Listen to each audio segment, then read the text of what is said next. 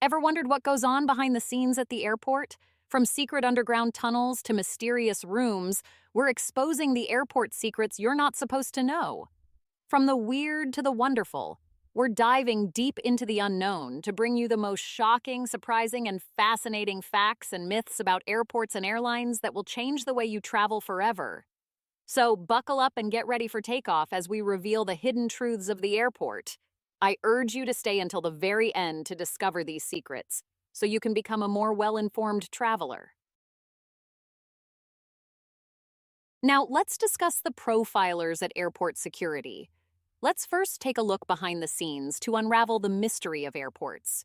Did you know that the airport security department has special profilers who don't wear uniforms, but lurk around to watch what passengers are doing, how they behave, and signs of suspicion? They are called behavioral officers. If they suspect anything about you, then you can expect them to follow you all the way to the departure gate or even the airplane. You won't know they are there because they know how to mingle in the crowd like a regular passenger. If they suspect you of anything, then you will get stopped and receive additional screening.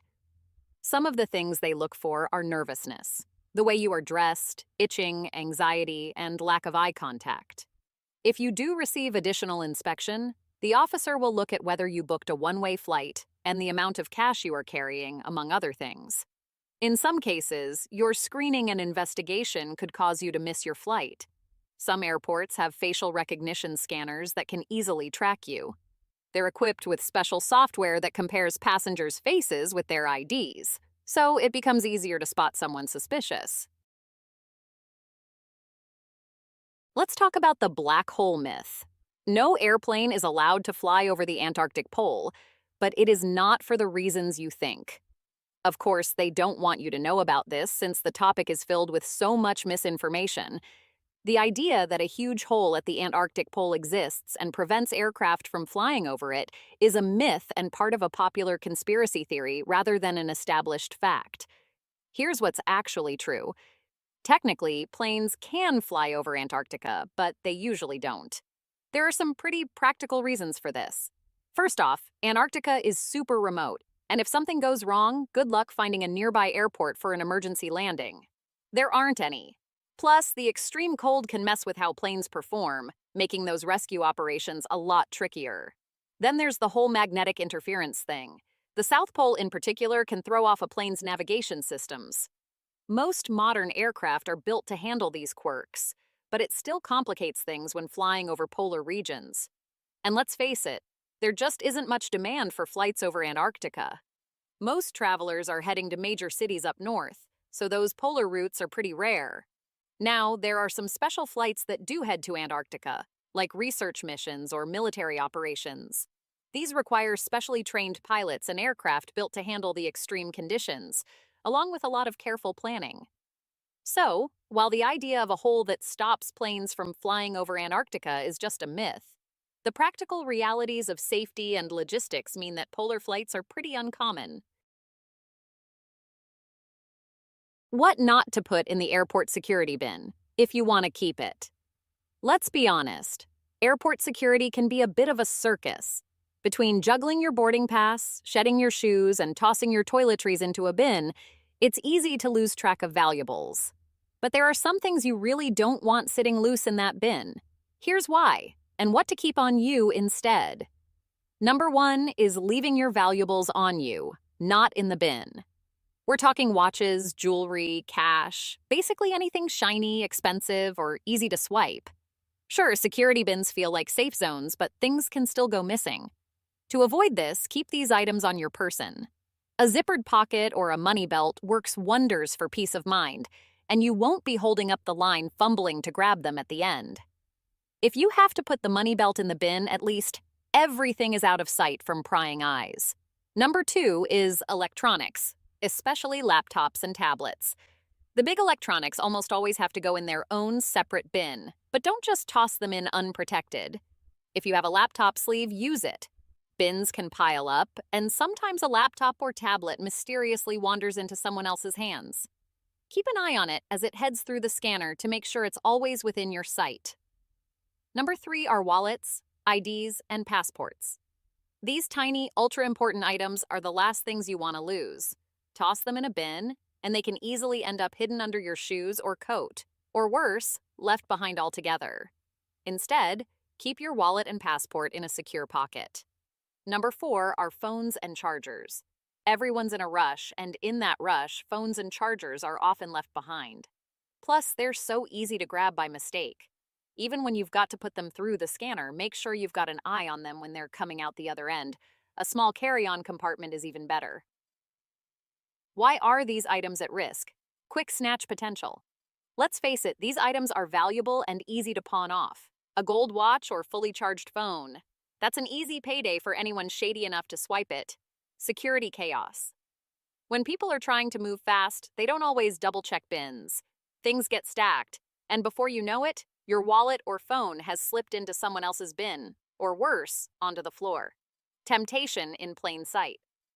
Bins give an open view of everything, making it easy for people to accidentally grab the wrong item. Have there been actual thefts? Unfortunately, yes. Most of the time, it's other passengers who accidentally grab someone else's stuff. In busier airports, this happens more often. Someone mistakes a phone or wallet for theirs, and poof, it's gone. There are also the rare instances where TSA agents have been caught with sticky fingers, like the infamous case in Miami where a couple of TSA agents were caught on camera pocketing valuables from bins. They were quickly fired, but it's a good reminder to stay cautious. Make sure you are the last one to place your bin on the conveyor belt. And be aware of your surroundings as much as you can. It's worth it to be very alert and move as quickly as you can to get to your items. Also, the less you put in the bin, the fewer worries you'll have, leaving you free to breeze through security and get one step closer to that gate.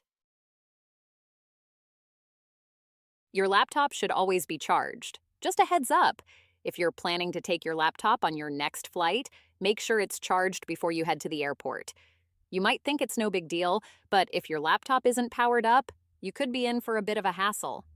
It's not uncommon for airport security officers to ask you to turn on your device during the screening process. If you can't power it up, there's a chance they might confiscate it for extra screening. Yep, you heard that right. They'll want to check it to ensure it's safe to fly.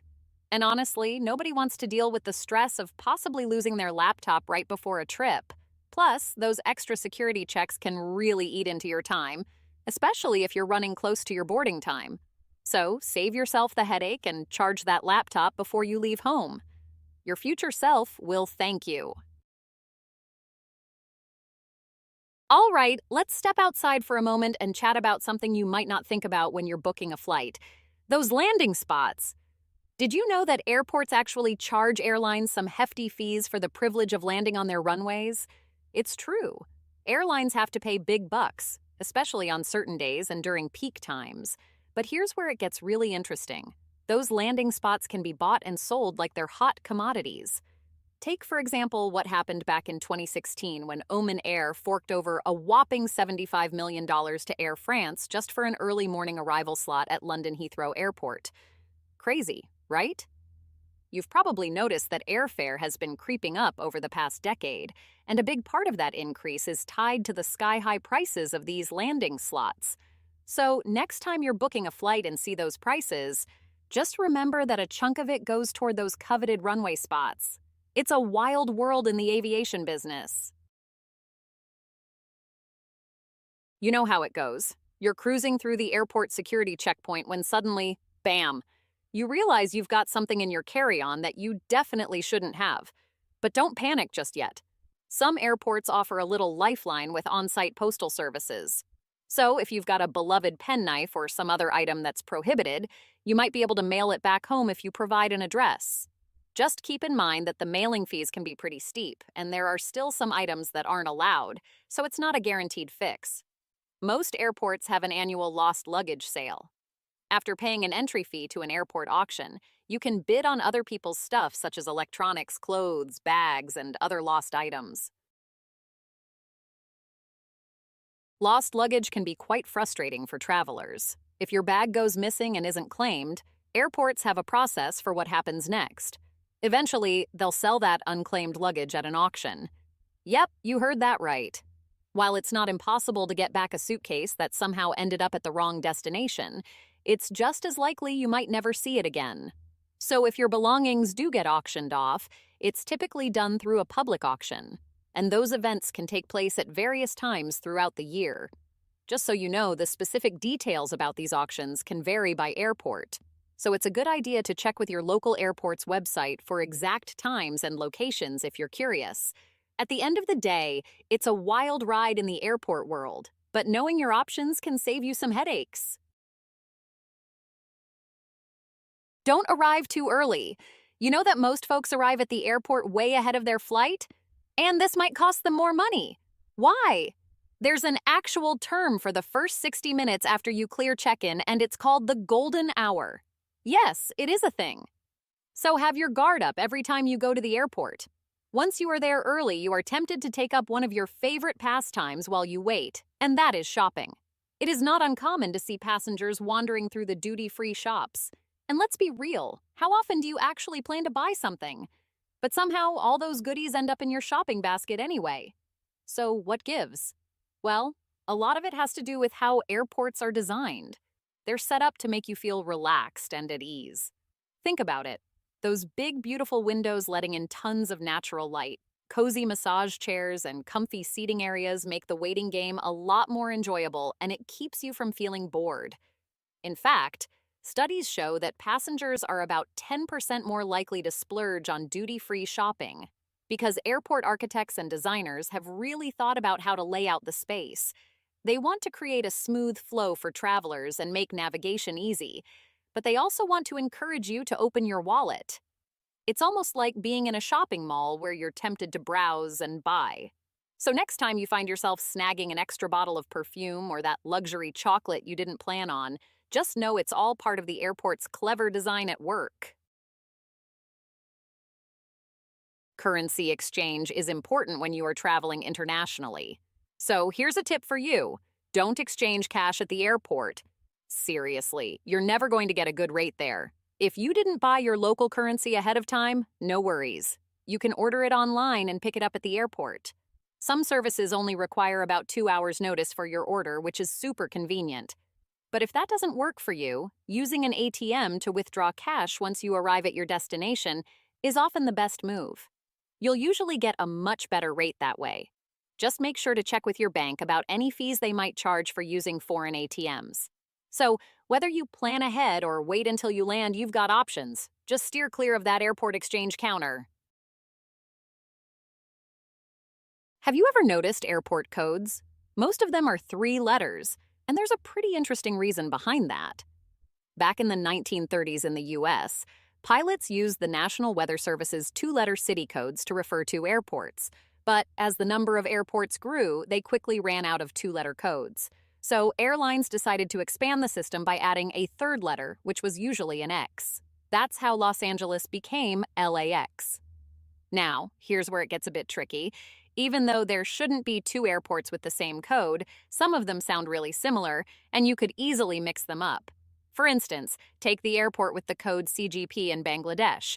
Now compare that with CPG, which is the code for an airport in Argentina.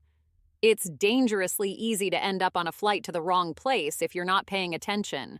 So next time you're booking a flight, keep an eye on those codes to make sure you're heading to the right destination. It's a little detail that can make a big difference. What happens to your checked luggage? Have you ever wondered what happens to your baggage while you're flying? Well, here's the scoop. Once your bag leaves the airport, the staff really don't know where it is, and honestly, they probably don't care much either. I know, it sounds a bit harsh, but let me explain. When you check your bags, they get sorted automatically. Scanners read the barcode on your luggage and send it off to its destination. The airport baggage handlers have 3 main jobs. They move your bags from the check-in area to the gate, shuffle them between gates for connecting flights, and finally, get them from the plane to the baggage claim area. And that's about it. So, if your luggage isn't moving quickly enough, it could miss its connection, or in a twist of fate, your bag might actually arrive at your destination before you do, especially if you get stuck at passport control. There's also a little pitfall to watch out for. If you forget to tear off any old luggage tags showing a different destination, there's a chance the scanner could send your bag to the wrong country. So remember to double check those tags before you head out. It's just one more thing to keep in mind to help your luggage make it to you on time. Did you know that most airports have these huge kitchens where all the food for passengers is prepared? It's pretty impressive. These kitchens are usually cooking meals for different airlines all at the same time. Since airplane food needs to be cooked about 6 to 10 hours in advance, these kitchens are buzzing with activity 24/7. Now, here's something that might surprise you. The menu for your flight is often developed up to a year in advance. Yep, you heard that right. Most airlines do this because every single ingredient counts when it comes to costs. In fact, one airline found a clever way to save $40,000 simply by removing just one olive from every salad they served on their flights. Can you believe it? Those little changes can really add up. So, next time you dig into your in-flight meal, you might just appreciate all the behind-the-scenes work that went into making it happen. What is an atomizer? Well, let's discuss. Have you ever been at the airport and had the staff ask you to rub your hands on a piece of cloth before putting it into a special machine? At first, it can feel a bit intimidating, right? You might wonder what's going on or if you're in for some sort of surprise screening. But don't worry, it's actually pretty harmless. What you're experiencing is a check from a machine called an atomizer. This nifty device is designed to detect any trace amounts of explosives or harmful substances that might be on your hands. It's just one of the many ways that airport security keeps everyone safe while you're traveling. The process is quick and straightforward. You rub your hands on the cloth, and then the machine does its thing, analyzing the sample for any suspicious materials. It might feel a little odd, but it's all part of making sure that air travel is as secure as possible. So next time you're asked to do this, you can just think of it as a quick and easy safety check rather than something to be worried about. It's just one of those little quirks of flying. Some airport security daily routines are standard for the TSA staff. Before the airport opens for the day, the staff has an important routine to ensure your safety. They start by putting samples of dangerous chemicals into a special machine. This machine is pretty cool. It actually memorizes the smells of those chemicals. So what happens is, if someone comes through security and their hands smell like one of those dangerous substances, the machine can alert the airport staff to potential risks. It's all about being proactive and catching anything that could pose a threat before it even gets close to boarding a plane. This process helps create a safer environment for everyone flying. It might sound a bit high-tech and maybe even a little sci-fi, but it's just another layer of security that airport personnel use to keep things running smoothly.